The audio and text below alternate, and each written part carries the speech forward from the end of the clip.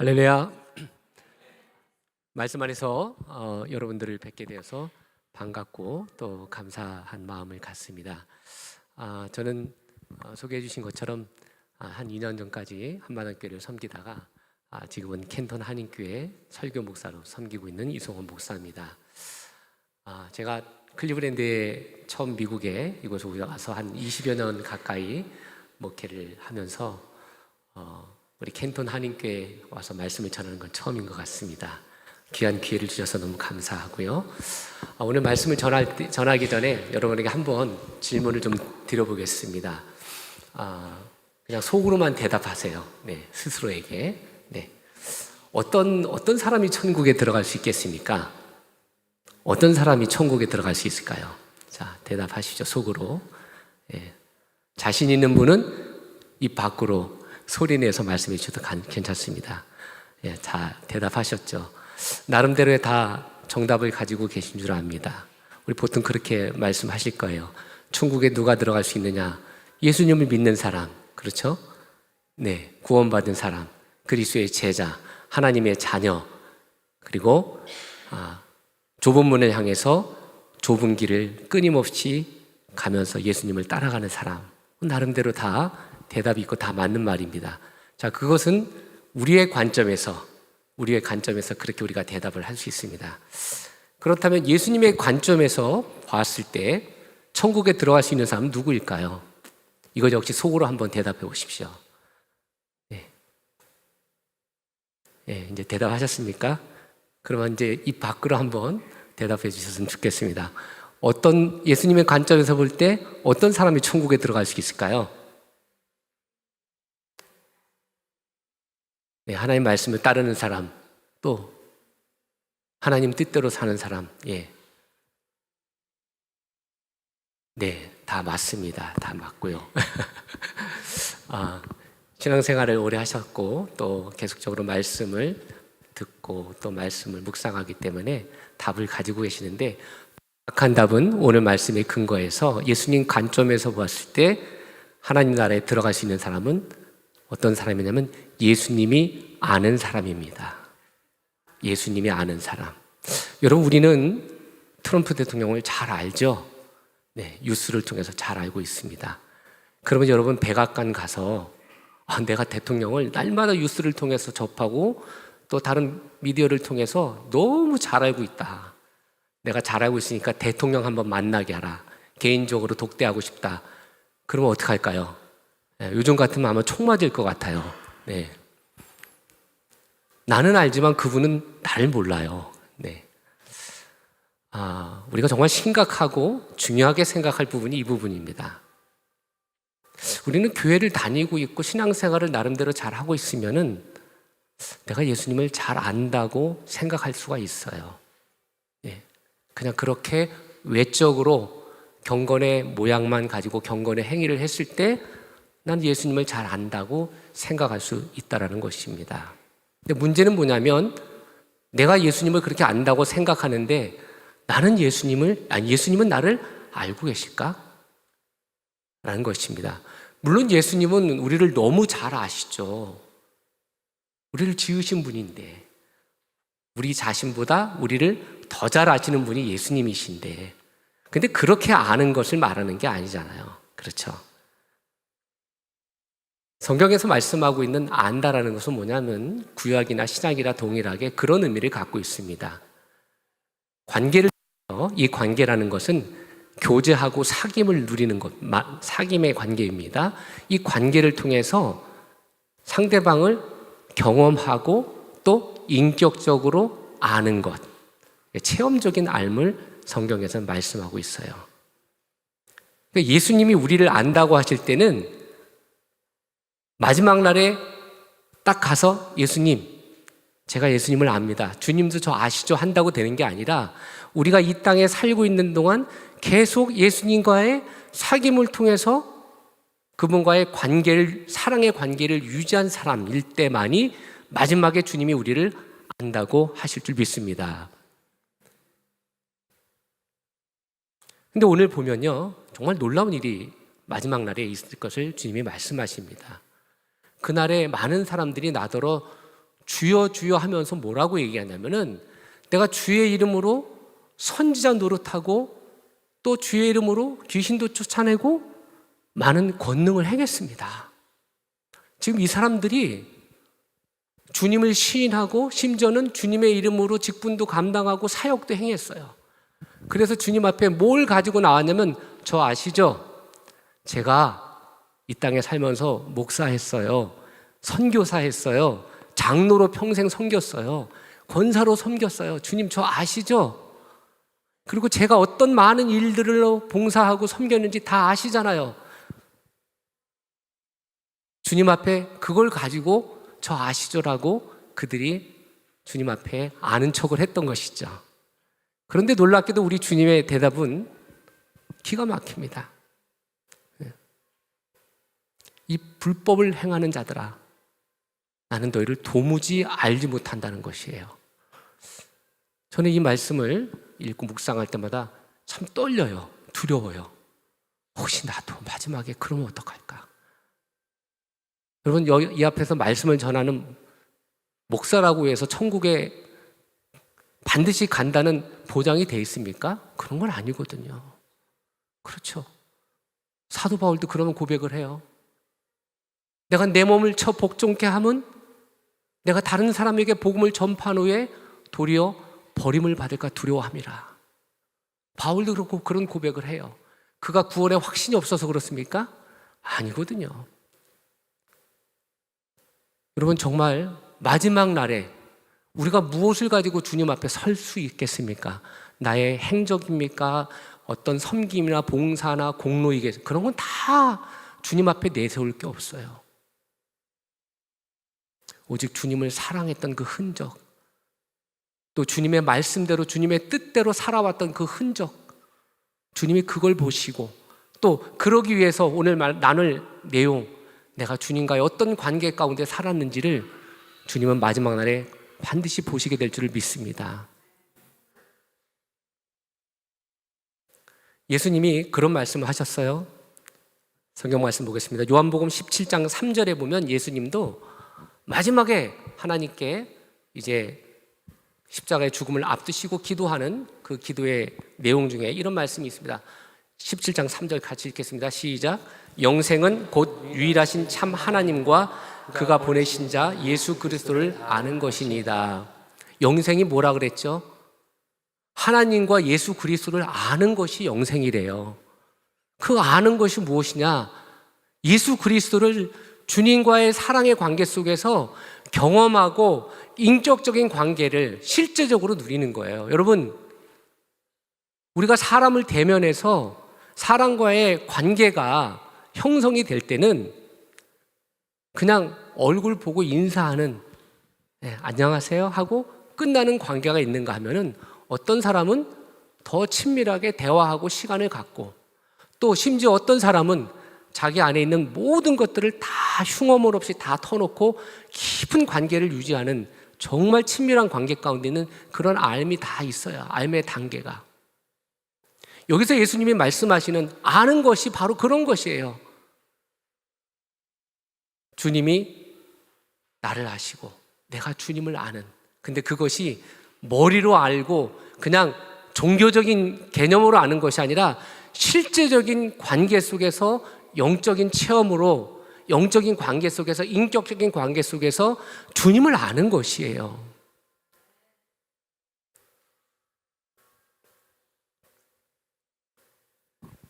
그렇기 때문에 우리는 왜 마지막 날에 그렇게 주의 이름으로 선지자 노릇하고 많은 일을 행했음에도 불구하고 그들이 불법을 행하는 자들이라고 주님 앞에 호통을 받았는지, 내게서 떠나가라는 그런 엄청난 말을 듣게 되는지 우리는 알 수가 있어요. 왜냐? 비록 그들이 직분도 행하고 많은 일을 행했지만은 결국 그들은 주님과 상관없는 일을 한 것이에요. 그럴 수 있냐고요? 여러분, 얼마든지 그럴 수 있습니다. 자기의 욕심으로, 자기의 정욕으로 주의 일도 할 수 있고 심지어는 능력도 행할 수 있어요. 허운석 선교사님이라는 분이 계십니다. 그분은 고인이 되셨어요.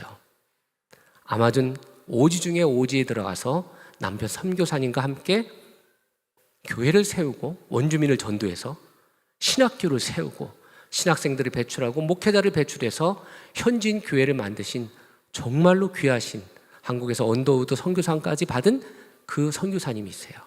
그 선교사님이 나중에 이제 암으로 돌아가시게 됐는데, 그분이 뒤늦게 선교 사역을, 그렇게 엄청난 사역을 했음에도 불구하고 뒤늦게 십자가의 복음을 만나게 되었습니다. 그분이 쓴 책 이름이 나는 왕 바리새인입니다 라는 책의 제목이 있는데, 기회가 되시면 꼭 읽었으면 좋겠어요. 그분이 어떤 고백을 하냐면은, 자기가 아마존 선교를 할 때 너무 필요한 것들이 있으면 철야를 하면서 목에서 새소리가 나도록 하나님께 그렇게 부르짖으면서 기도했대요. 하나님, 내가 이 일을 나를 위해서 합니까? 하나님 영광을 위해서 하지? 그런데 왜 이거 필요한 거 주지 않으세요? 하면서 막 기도를 했대요. 강청의 기도를 했대요. 그럼 어떻게 됐을까요? 응답하셨을까요? 응답 안 하셨을까요? 그 기도 끝나면요, 그냥 날라온대요. 어디서? 다음 날로 어떤 누구를 위해서 이분을 통해서 도와주세요 그러면요, 진짜 그 다음으로 즉시 연락이 온대요. 그러니까 그분은 영적인 체험도 많이 하고 많은 능력도 행한 분이에요. 근데 나중에 암이 발병이 되고 나서 정말 그분이 십자가의 복음을 만나고 난 다음에, 다시 만나고 난 다음에 뭐라고 얘기하냐면, 제가 그때 했던 것은 하나님의 영광을 위해서 한 게 아니었어요 그러더라고요. 자기를 위해서 했대요. 자기의 영적인 야망, 그 선교 사역의 성공을 위해서 그 기도를 하고 그렇게 헌신했다라는 거예요. 여러분, 가능한 일입니다. 얼마든지 우리는 그럴 수 있어요. 여러분, 우리가 믿음으로 하지 않는 모든 것이 죄라고 사도 바울이 로마서에서 말씀하는데, 그 믿음이 뭐냐고 하면 사랑으로 역사하는 믿음이라고 말씀하고 있어요. 갈라디아서 5장에 보면. 그럼 우리가 믿음으로 행한다는 것은 결국 사랑으로 행한다는 건데, 믿음을 가지고 한다고 하면서 사랑이 없이 한 거예요. 하나님을 사랑하고 그 영혼들을 사랑함으로 한 동기가 아니라 결국 자기 사랑의 동기를 가지고 했던 것이에요. 그러면 겉으로 보기에는 어때요? 주의 일을 하고 있잖아요.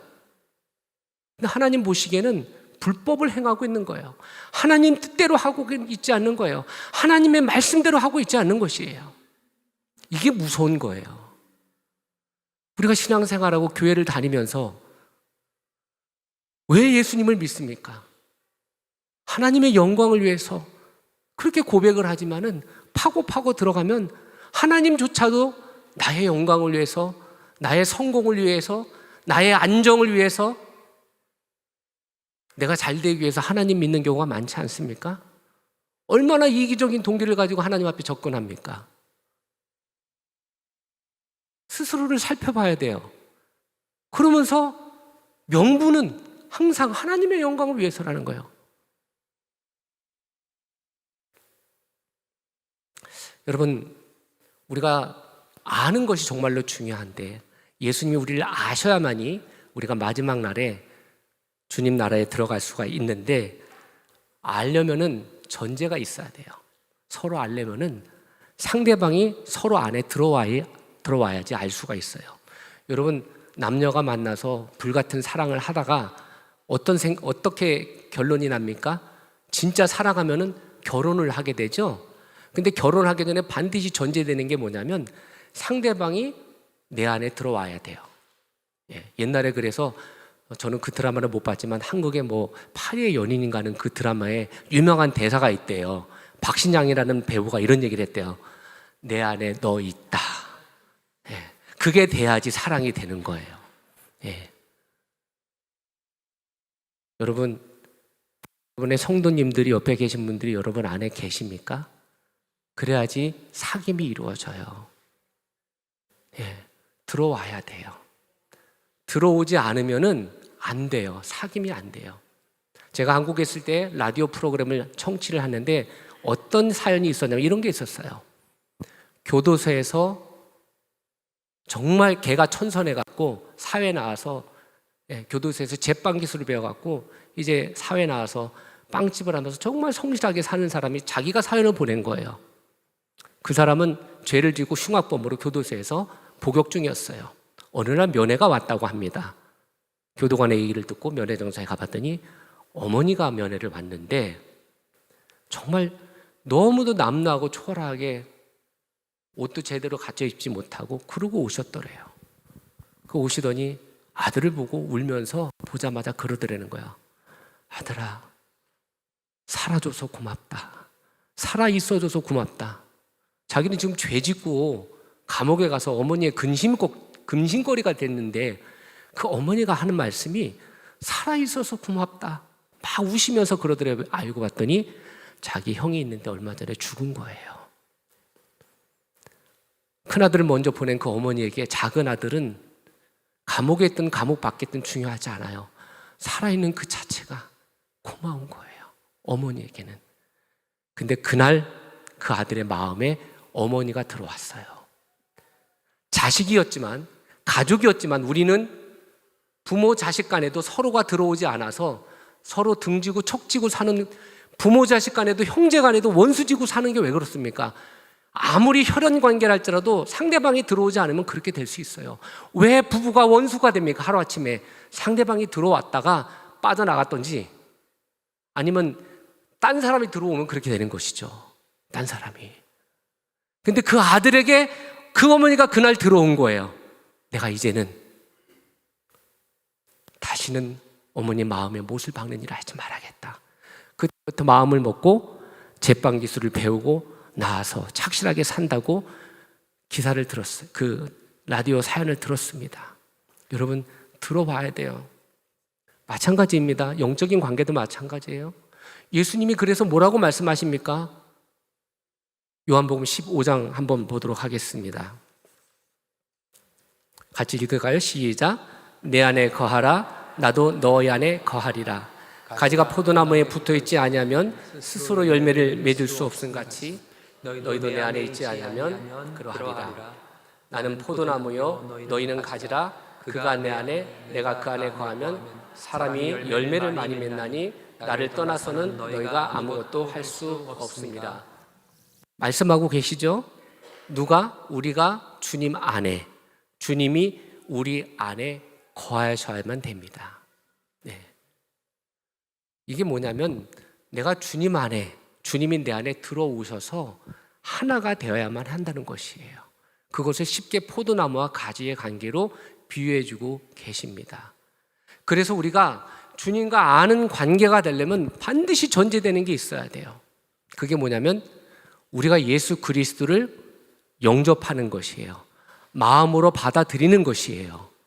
그래서 영접하는 자 곧 그에게 하나님의 자녀가 되는 권세를 주셨다고 하셨잖아요. 내가 예수 그리스도를 내 자신이 마음에 받아들이고 그래서 그 마음으로 받아들이는 게 믿음이 하나님께 의로 여겨질 때 그때 관계가 형성이 되는 거예요. 그러면은 그게 정말 하나님이 받으실 만한 믿음이 되면은 그때 어떻게 돼요? 예수님이 우리 안에 들어오시는 거예요. 예수님 우리 안에 어떻게 들어오시죠? 성령으로 들어오시잖아요. 성령으로. 그래서 물과 성령으로 거듭나지 않으면 하나님 나라에 들어갈 수도 없고 하나님 나라를 볼 수도 없다고 요한복음 3장에서 말씀하고 계시지 않습니까? 그러니까 우리가 예수 그리스도를 믿음으로 영접했을 때 우리는 예수 그리스도를 받아들이는 거고, 그렇죠. 그리고 예수님이 우리 안에 들어오셔서 비로소 우리는 그때부터 성령 안에서 주님과의 아는 관계가 시작되는 줄 믿습니다. 그래서요, 교회 안에서 성령을 말할 때는 막 성령에 불 해갖고 막 은사 나타나고 권능 해갖고 그렇게 너무 오랫동안 그쪽 방향으로만 알려졌는데, 성령은요 하나님의 영이시고 예수님의 영이시라고 주님이 분명히 말씀하셨는데, 하나님의 영이시고 주님의 영이신 성령이 우리 안에 들어오셔서 우리를 영원토록 생명으로 인도하시기 위해서 우리와 교제하시는 하나님 그분이신 줄 믿습니다. 그래서 성령으로 반드시 거듭나야 되고 성령을 받아야 되고 성령이 임하셔야 돼요. 이게 전제가 되지 않은 상태에서 예수님을 안다? 그거 있을 수가 없어요. 거듭나지 않은 사람이 구원받았다? 이것도 있을 수가 없어요. 그동안 교회 안에서요 이런 부분들에 대해서 다 안 물었어요. 왜? 굉장히 조심스러우니까 그건 개인적인 거 아니겠느냐. 자, 그렇습니다. 개인적인 걸 수도 있지만은 그러나 스스로에게 물어봐야 돼요. 나는 정말 예수 그리스도를 내 마음의 구주와 왕으로 진정으로 영접해서 그래서 하나님이 나를 받으시고 나에게 자녀의 영을 주셔서 아바 아버지라 부르게 하셨고 성령이 내 영과 더불어 내가 하나님의 자녀인 것을 친히 증거하셨고 그래서 성령이 내 안에 계셔서 나와 실제적으로 교제하고 있는 관계를 누리고 있는지를 스스로에게는 물어봐야 될 거 아닙니까? 이런 것들이 다 전제되지 않고 하지 않은 상태에서 신앙생활을 한다고 하니까 교회 문화에는 익숙해졌지만 오랜 시간이 지나서 세례도 받고 직분도 받고 봉사도 하고 하는데 정작 가장 중요한 이 주님과의 관계 부분에 들어가면은 말을 못하는 부분들이 많더라는 것이에요. 저는 거의 30여 년 가까이 목회하면서 크고 작은 교회에서 담임 목회자로 부목사로 목회를 하면서 여러분의 성도들을 만납니다. 어느 날 그런 일이 있었어요. 제가 부목으로 있을 때 원로 권사님으로 추대를 받은 집사님이 계셨어요. 그래서 이제 교육을 하려고 여쭤봤는데 이 부분에 대해서 물어봤더니 대답을 못 하셔요. 자기는 그런 적이 없다는 거예요. 한 번도. 그러면 집사의 직분이나 권사의 직분은 무슨 의미가 있습니까? 그건 다 봉사라고 섬기는 거지. 그게 우리의 신앙을 보증해주고 그 신앙을 대변해주는 그런 어떤 하나의 상징은 아니잖아요. 이런 것이에요. 주님이 말씀하신 이런 장면이 마지막 날에 있을 장면이 하나의 예상이 아니라 실제적으로 이 일들이 엄청나게 일어날 것이에요. 우리가 주님을 아는지 모르는지는 저는 잘 모릅니다. 그러나 여러분 자신 잘 알고 계실 것입니다. 한번 여러분께 다시 한번 여쭤보겠습니다. 속으로만 대답하십시오. 여러분은 주님을 아십니까? 예, 대답하신 줄 압니다. 그렇다면 우리가 내가 주님 안에 있다는 것을 또 주님이 내 안에 계시다는 것을 어떻게 알 수 있을까요? 뿐만 아니라 그것이 또 증명이 돼야 돼요. 왜 그러냐면은 우리의 신앙은요, 우리의 믿음은 관념이나 개념이 아니에요. 실제가 돼야 돼요. 믿음에는 반드시 역사가 일어나야 되는 것이에요. 믿음에는 반드시 결과가 나타나야 되고 우리가 믿음이 있다면 우리의 믿음은 증명되어야만 합니다. 그게 믿음이에요. 그래서 예수님께서 뭐라고 말씀하십니까? 너희에게 겨자씨만한 믿음만 있어도 이 산다로 옮겨 바다에 던지리라면 어떻게 된다고요? 그대로 될 것이다. 믿음은 그런 것이에요. 마찬가지예요. 믿음 안에 있다는 것은 무엇입니까? 사도 바울이 고린도 후서 16장에 13장에 이렇게 말씀하고 있습니다. 고린도 후서 13장 보겠습니다. 같이 읽겠습니다. 시작. 너희는 믿음 안에 있는가 너희 자신을 시험하고 너희 자신을 확증하라. 예수 그리스도께서 너희 안에 계신 줄을 너희가 스스로 알지 못하느냐. 그렇지 않으면 너희는 버림받은 자니라. 아멘. 여러분 믿음 안에 있는 게 뭘까요? 믿음 안에 있는 것은 예수 그리스도가 우리 안에 계시다는 것을 내가 알면서 그 주님과 교제하는 상태에 있다는 것이에요. 아멘. 만약에 그걸 내가 모르고 있다 그러면 뭐라고 얘기합니까? 너희는 스스로 버리운 자다. 버림을 받은 자다. 굉장히 무서운 말씀이죠. 그래서 너희가 믿음 안에 있는가 스스로 시험하고 확증하라. 스스로 점검하고 테스트해보고 돌아보라는 얘기예요. 여러분 사도 바울이 이렇게 우리에게 분명하게 구체적으로 말씀해주고 있습니다. 우리가 그래서 주님 안에 있는지 주님이 우리 안에 계신지는 반드시 나도 알고 나의 인격으로 전인격으로 삶으로 증명이 돼야 됩니다. 물론 이것이 우리가 기도를 통해서 영적으로도 충분히 느낄 수 있어요. 그러나 성경에서 말씀하고 있는 가장 대표적인 강력한 두 가지의 분명한 증거들이 있습니다. 그 두 가지를 나누길 원하는데요. 첫 번째가 뭐냐면 열매입니다. 예수님은 오늘 바로에서도 거짓 선지자들을 삼가라고 하시면서 이런 말씀을 하십니다. 우리 마태복음 7장 16절 20절 보겠습니다. 그들의 열매로 그들을 알지니 가시나무에서 포도를 또는 엉겅퀴에서 무화과를 따겠느냐? 이와 같이 좋은 나무마다 아름다운 열매를 맺고 못된 나무가 나쁜 열매를 맺나니 좋은 나무가 나쁜 열매를 맺을 수 없고 못된 나무가 아름다운 열매를 맺을 수 없느니라. 아름다운 열매를 맺지 아니하는 나무마다 찍혀 불에 던져지느니라. 아멘. 이러므로 그들의 열매로 그들을 알리라.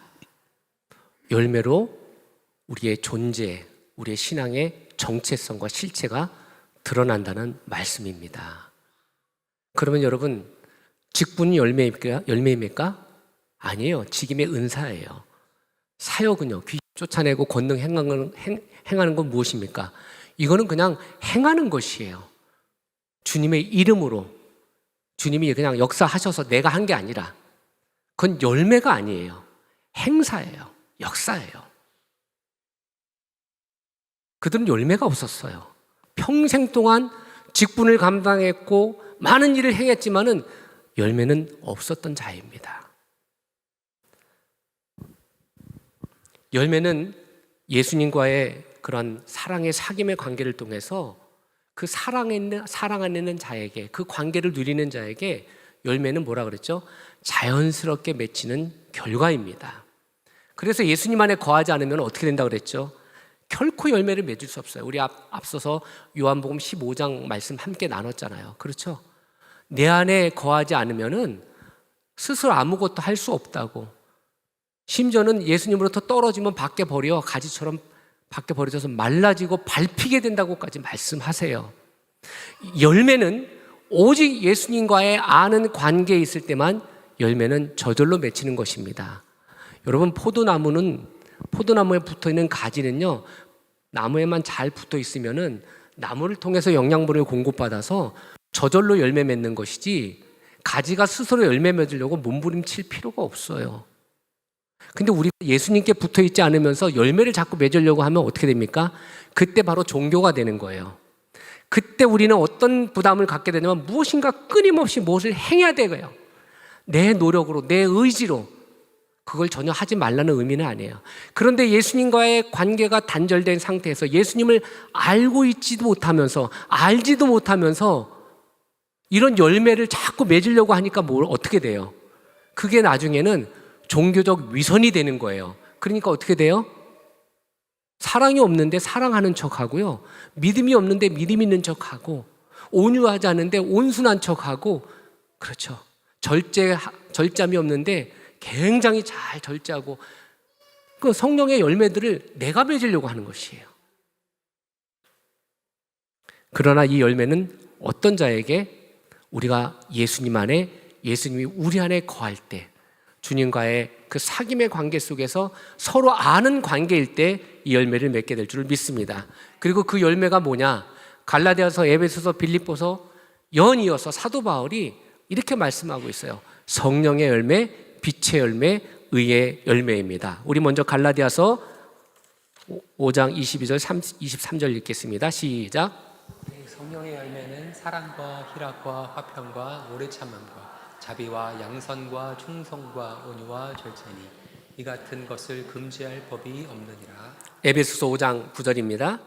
빛의 열매는 모든 착함과 의로움과 진실함에 있느니라. 빌립보서 1장 11절. 예수 그리스도로 말미암아 의의 열매가 가득하여 하나님의 영광과 찬송이 되기를 원하노라. 아멘. 이 열매들이 나로부터 나올 수 있을까요? 내 안에 이런 열매를 맺을 수 있는 기질이나 자질이나 능력이 있습니까? 없습니다. 별의별 일을 해도 안 돼요. 우리 안에는 선한 것이 아예 없다고 주님이 말씀하셨어요. 의인은 하나도 없어요. 이 열매는 바로 하나님의 성품이에요. 성령의 성품이세요. 주님께 붙어 있을 때 우리는 가지이기 때문에 붙어 있는 가지를 통해서 그 열매가 이렇게 드러나는 것이지, 내가 이 열매를 스스로 맺을 수 없다라는 것이에요. 그래서 주님과의 관계는 멀면서, 친밀하지 않으면서, 주님과 관계가 떨어져 있으면서 이 열매를 맺으려니까 뭐가 나타납니까? 그때 율법주의가 나오는 거예요. 행위주의가 나오는 거예요.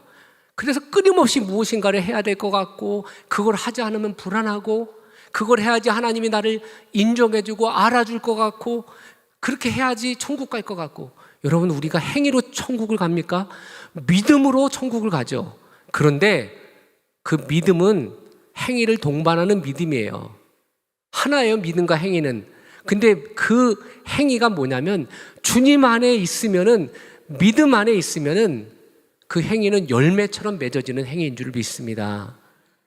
베드로후서 1장 4절에는 이렇게 성령의 열매를 뭐라고 말씀하냐면 신의 성품이라고 말씀합니다. 함께 읽겠습니다. 지극히 큰 약속을 우리에게 주사 이 약속으로 말미암아 너희가 정욕 때문에 세상에서 썩어질 것을 피하여 신성한 성품에 참여하는 자가 되게 하려 하셨느니라. 아멘. 우리가 하나님의 성품을 나타내는 것이에요. 누굴 통해서? 예수 그리스도로 말미암아. 그러면 결과가 어떻게 될까요? 정말로 이런 사람들에게는요, 사람들이 그 사람을 보면 이런 말을 해요. 당신을 보니 정말 예수님이 살아계신 것 같네요. 당신을 보니 예수님이 어떤 분이신 줄 알겠어요. 여러분, 또 한 번 여쭤보겠습니다. 속으로만 대답하세요. 여러분, 이런 열매를 맺고 계십니까? 여러분 주위에서 여러분에게 그런 고백을 하는 소리를 듣고 계십니까? 여러분, 교회가 부흥한다는 게 무엇일까요? 숫자적으로 증가해서 건물이 커지고 많은 일들을 행하고, 그거는 성장이에요. 진정한 부흥이 뭔 줄 아십니까? 그리스도를 아는 자들이 늘어나고 그 열매를 맺는 자들이 늘어나서, 예수님 뭐라고 말씀하십니까? 요한복음 15장에 보면 열매를 많이 맺으면은 세상이 우리가 그리스도의 제자인 줄을 알리라. 바로 그거예요. 전도는 말로만 하는 것이 아니에요. 성령의 나타남과 능력과 확신으로 하는 것인 줄 믿습니다. 말에는요, 그에 따르는 반드시 행위가 있어야 돼요. 또 열매가 나타내야 된다는 것입니다. 여러분은 지금 주님 안에 거함으로 열매를 맺고 계시는지요?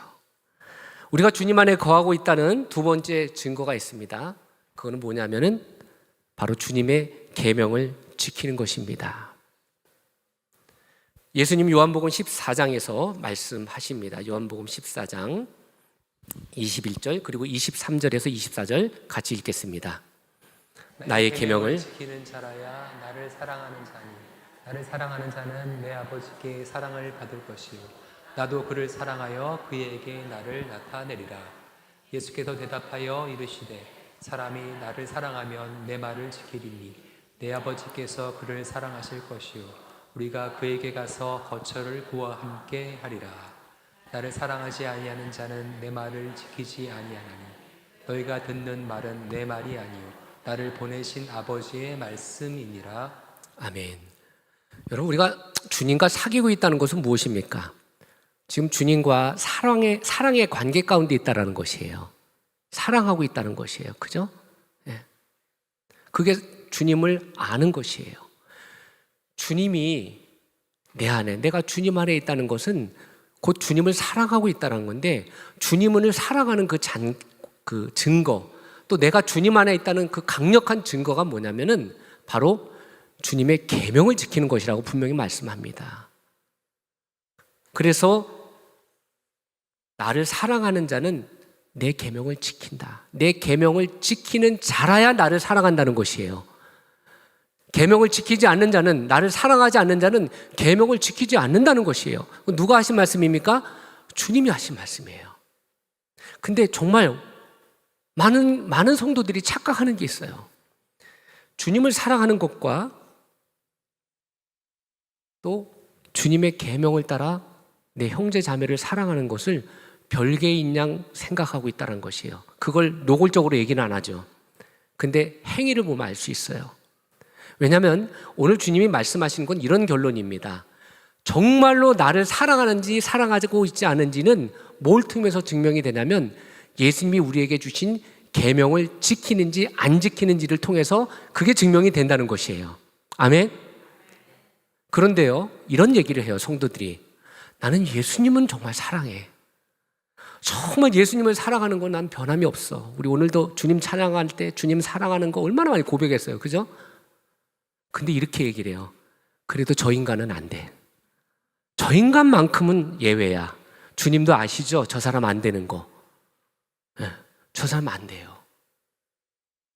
그러면서 우리는 주님은 사랑한대요. 그렇다면 여러분, 우리에게 주신 주님의 계명이 무엇일까요? 주님의 계명 말씀해 보십시오. 우리에게 주신 계명이 뭘까요?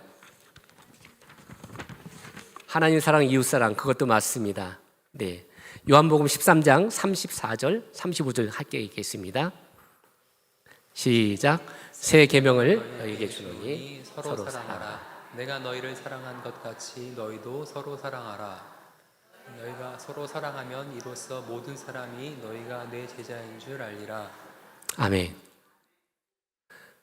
주님이 새 계명을 주신다고 했어요. 그 새 계명이 뭐냐면 내가 너희를 사랑한 것 같이 너희도 서로 사랑하라는 것이에요.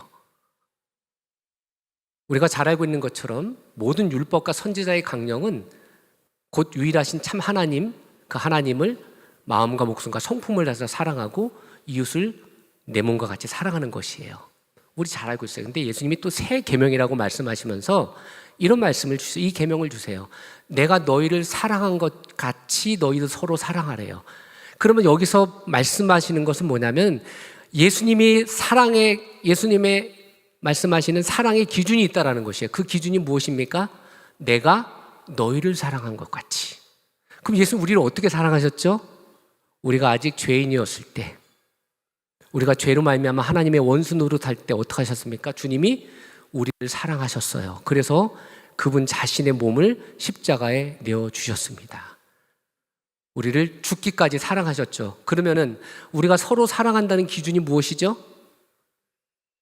내 목숨을 내어주는 사랑이에요. 요한복음 15장에도 형제를 위하여 목숨을 버리면 이보다 더 큰 사랑이 없다고 하신 것처럼 목숨까지 내어주는 사랑을 하라는 것이에요. 근데 여러분, 우리는 목숨은커녕 자존심도 하나 안 꺾잖아요. 그죠? 막 이렇게 예배하고 막 은혜 받고 가다가 식당 가다가 나한테 기분 나쁜 얘기 한번 툭 건드면 어떻게 해요? 눈을 확 흘기잖아요. 지가 뭔데? 저만 그런가요? 네. 우리가 정말 실제적으로 교회 안에서 사랑을 외치고 하지만은 다 허구일 때가 많아요. 사랑이 여러분 쉽습니까? 저는 사랑을 정말 주님의 말씀대로 사랑하려니까 너무 힘들더라고요. 사랑하려면 내 자아가 죽지 않으면은, 내 자아가 부인되지 않으면 사랑을 도무지 할 수가 없더라고요. 자존심 없어요. 수치, 모욕, 조롱, 예수님이 당하신 거에 비하면 아무것도 아니지만은 정말 사랑하려면은 그것을 감수하지 않고서는 사랑할 수가 없어요. 근데 우리는요, 자존심 하나 포기 못하면서 사랑한다고 막 그러니까 그게 얼마나 의미가 없습니까? 목숨을 내어주는 사랑을 주님이 하라고 하는데 우리는 그 사랑이 아니라 그냥 내가 할 수 있는 범위 안에서 내 능력 안에서만 괜찮은 사람으로 보일 수 있는, 좋은 사람으로, 선량한 사람으로 보이는 그 정도의 사랑으로 우리가 스스로 안주하려 하고 있지 않은지요. 그러나 우리 주님이 분명히 말씀하십니다. 내가 너희를 사랑한 것 같이 너희도 서로 사랑하라. 우리 한인 장로교 성도님들이 우리 주님의 계명을 따라 이런 사랑을 하실 때 어떤 일이 벌어진다고 합니까? 너희가 서로 사랑하면 이로써 모든 사람이 너희가 내 제자인 줄 알리라. 아멘. 이 말씀이 이루어지길 주님의 이름으로 축복합니다. 그런 교회가 진짜 영적으로 부흥하고 진짜 하나님이 기뻐하시는 교회인 줄을 믿습니다. 그렇기 때문에 우리가 우리의 신앙을 속일 수가 없어요. 우리의 믿음을 속일 수가 없어요. 우리가 정말로 주님을 사랑하게 되면요, 첫째로는 우리 자신이 내가 주님 안에 있고 주님이 우리 안에 있다는 것을 우리 자신이 먼저 알아요. 우리 요한일서 말씀을 읽도록 하겠습니다. 요한일서 2장 3절에서 6절 말씀입니다. 시작. 우리가 그의 계명을 지키면 이로써 우리가 그를 아는 줄로 알 것이요 그를 아노라 하고 그의 계명을 지키지 아니하는 자는 거짓말하는 자요 진리가 그 속에 있지 아니하되 누구든지 그의 말씀을 지키는 자는 하나님의 사랑이 참으로 그 속에서 온전하게 되었나니 이로써 우리가 그의 안에 있는 줄을 아노라. 그의 안에 산다고 하는 자는 그가 행하시는 대로 자기도 행할지니라. 아멘. 하나님의 계명을 지키는 자는요, 자기가 지금 하나님 안에, 예수님 안에, 예수님이 내 안에 계시다는 것을 안다고요, 모른다고요? 알아요. 생생하게 아는 것이에요. 왜냐하면 내가 지금 사랑하고 수 있는 것은 주님이 내 안에 계시기 때문에 사랑을 할 수 있는 거예요. 내가 죽고 예수께서 내 안에 계셔서 예수가 사시니까 비로소 내가 할 수 없는 그 사랑을 하게 될 줄로 믿습니다. 내가 이전에는 아무리 노력하고 아무리 애쓰고 힘쓰고 울고 불어도 안 됐던 그 사랑이 그 철천지 같은 원수가 불쌍히 여겨지고 그를 위해서 눈물을 흘려 기도하게 되고 그를 받아들이게 되고 그를 끌어안게 되고 그를 용서하게 되고 그를 정말로 사랑하게 되는 것은 바로 내가 죽고 예수가 내 안에 사실 때 그 사랑이 가능한 줄로 믿습니다. 여러분, 우리는 사랑 없는데 사랑하는 척 하지 않았으면 좋겠어요. 믿음이 없는데 믿음이 있는 척 하지 않았으면 좋겠어요. 요한일서 2장 9절에도 보면 이런 말씀이 있습니다. 같이 읽을까요? 시작. 빛 가운데 있다면서 그 형제를 미워하는 자는 지금까지 어둠에 있는 자요 그의 형제를 사랑하는 자는 빛 가운데 거하여 자기 속에 거리낌이 없으나 그의 형제를 미워하는 자는 어둠에 있고 더 어둠에 행하며 갈 곳을 알지 못하나니 이는 그 어둠이 그의 눈을 멀게 하였습니다. 아멘. 이 어둠이 뭐냐면, 빛과 어둠이 뭐냐면은 바로 앞에 요한일서 1장 6절에 보면 이런 말씀이 있어요. 만약 우리가 하나님과 사귐이 있다 하고 하면서 어둠에 행하는 것은 거짓말을 하는 것이래요. 그 어둠에 행하는 게 뭐야? 하나님과 내가 빛 대신 하나님과 사귐이 있다고, 하나님을 안다고, 예수님을 안다고 고백을 하는데, 그럼에도 불구하고 어둠에 행한다는 건 뭐냐면 바로 같이 읽은 것처럼 형제를 사랑하지 않고 미워하는 사람은 아직 여전히 어둠 가운데 있는 거예요. 근데 그 사람은 착각해요.